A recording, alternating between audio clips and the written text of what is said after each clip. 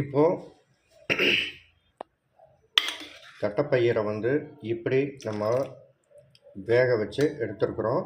இதில் ஒரு கரண்டி கடலெண்ணெயும் கொஞ்சோண்டு, அதாவது ஒரு தேக்கரண்டி மஞ்சப்பொடியும் சேர்த்து நல்லா வேக வச்சு எடுத்து வச்சுருக்குறோம். இப்போது இந்த தட்டைப்பயிறு கத்திரிக்காயை வச்சு ஒரு அருமையான தட்டைப்பயிறு கத்திரிக்காய் குழம்பு செய்ய போகிறோம். அதுக்கு தேவையான பொருட்கள்னு பார்த்துக்கலாம். ஒரு 100 கிராம் சின்ன வெங்காயம் 2 நறுக்குனது, 3 பச்சை மிளகா 2 நறுக்குனது, 3 கத்திரிக்காய். இதை நீல வாக்கில் கட் பண்ணி குழம்புல நம்ம சேர்த்திக்கணும்.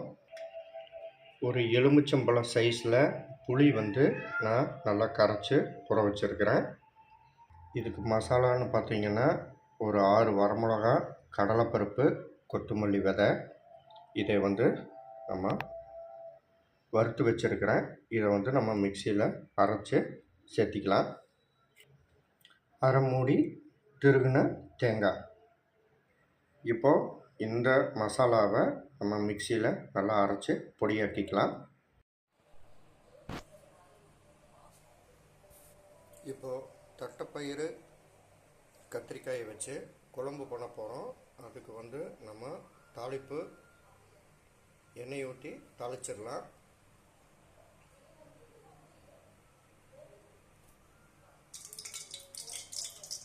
இப்போது 3 கரண்டி கடலெண்ணெய் சேர்த்திருக்கிறோம்.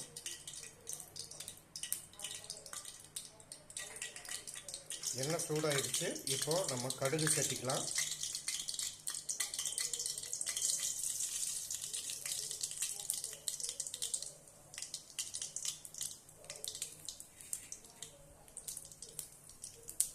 கடுகு நல்லா பொரிஞ்சிருச்சு.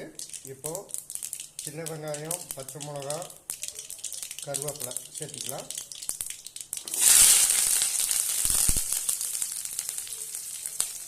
இதை நல்லா வதக்கிக்கலாம்.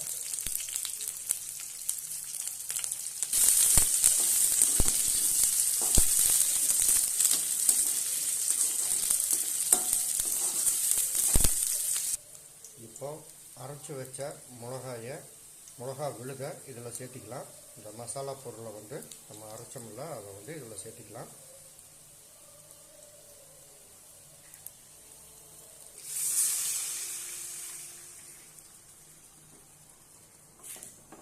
மல்லி, கடலை, 6 வரமிளகாயை மிக்சியில் அரைச்சிருக்கிறோம். அதை இதில் சேர்த்திட்டோம். இது நல்லா கொதிக்கட்டும்.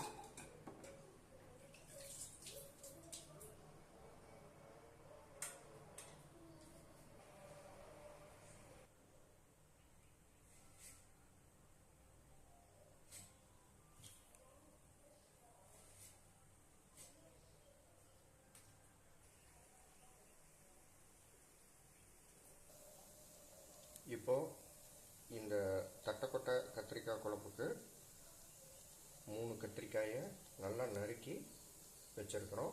இப்போ இந்த கொதிச்சுட்டு இருக்கிற மசாலாவில் அதை சேர்த்திக்கலாம்.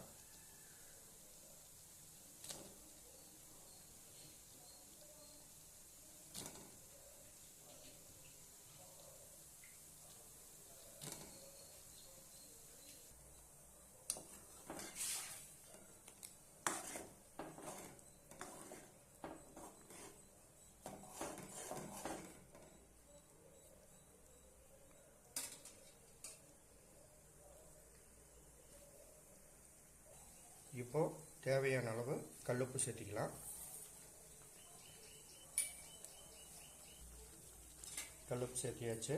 இப்போ இதையே நல்லா கலந்துக்கலாம்.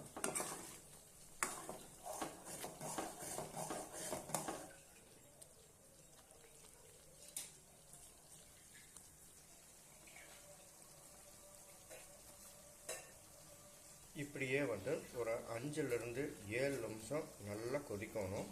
அப்போ தான் கத்திரிக்காய் நல்லா வேகும்.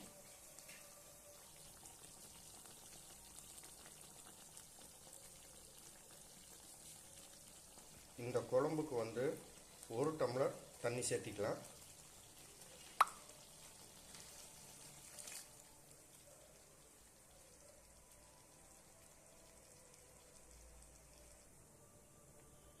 ஸ்டவ்வை ஹை ஃப்ளேமில் வச்சு நல்லா கொதிக்க விடலாம்.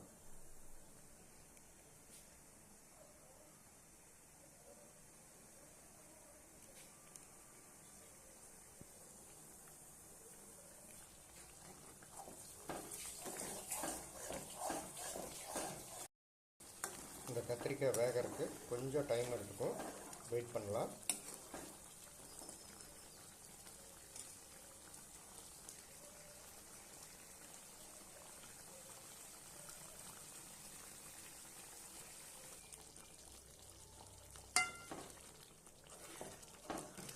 இப்போது கத்திரிக்காய் நல்லா வெந்துடுச்சு. இப்போ நம்ம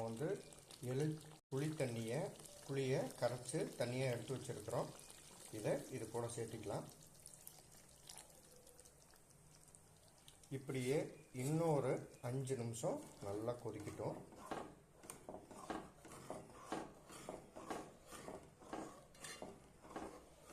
இடைவிடாமல் கிளறிட்டே இருங்க, அப்போ தான் அடி பிடிக்காமல் இருக்கும்.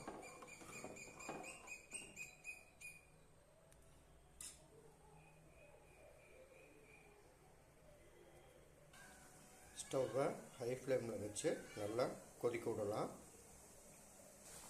குழம்பு நல்லா கொதிக்குது. இப்போது முதல்ல வேக வச்சு எடுத்த தட்டைப்பயிரை இதோட சேர்த்திக்கலாம்.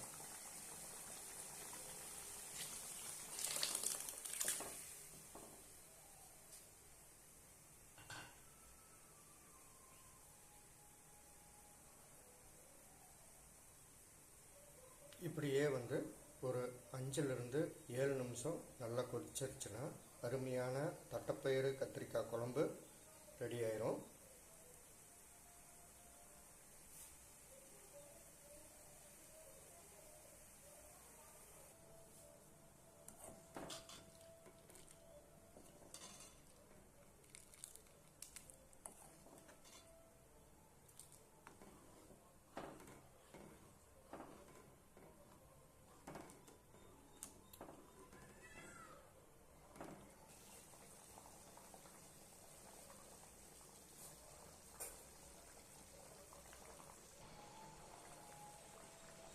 இப்படியே குழம்பு அருமையான தட்டைப்பயிறு கத்திரிக்காய் குழம்பு ரெடி ஆயிரும்.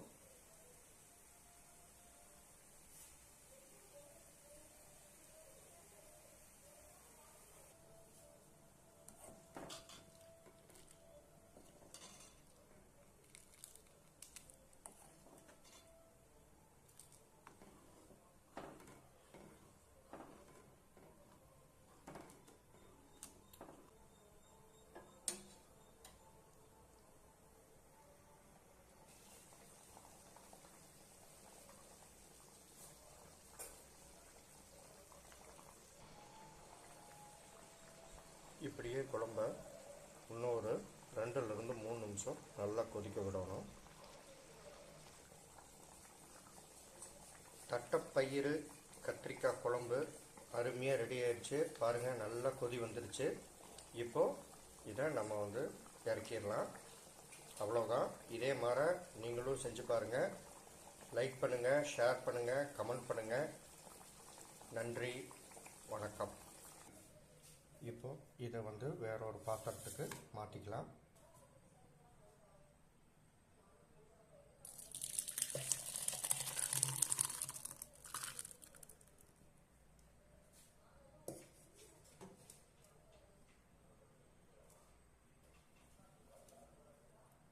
அருமையான தட்டைக்கொட்டை கத்திரிக்காய் குழம்பு ரெடி ஆயிடுச்சு.